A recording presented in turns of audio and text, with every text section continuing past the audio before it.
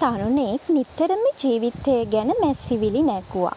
මට කිසිම දෙයක් හරියන්නේ නැහැ කියලා ඔහු දුක් වුණා.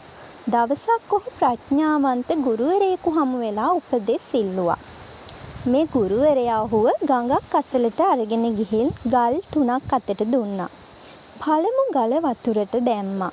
ඒක වහාම පතුලට ගිලුණා. දෙවන ගල ලී කැබැල්ලක් උඩ තැබුවා. ඒක ගඟ දිගේ පාවුණා. තුන්වන ගල කඳු මුදුනක තැබුවා. තරුණයාට කිසිම දෙයක් තේරුනේ නැහැ.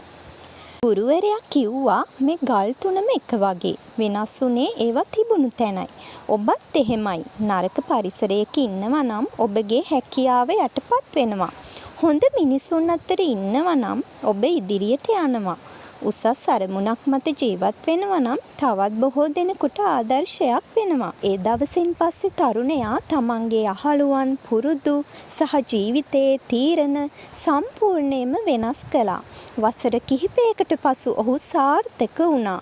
කවුරු හරි ඔහුගෙන් සාර්ථකත්වයේ රහස ඇහුවහම ඔහු කිව්වේ මම වෙනස් කළේ මගේ වාසනාව නෙවෙයි. මම වෙනස් කළේ මම හිටපු පරිසරයයි.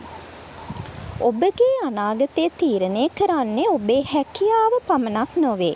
ඔබ තෝරා ගන්නා පරිසරය සහ ඔබ සමග ගමන් කරන මිනිසුනුත් ඒ තරමටම වැදගත්.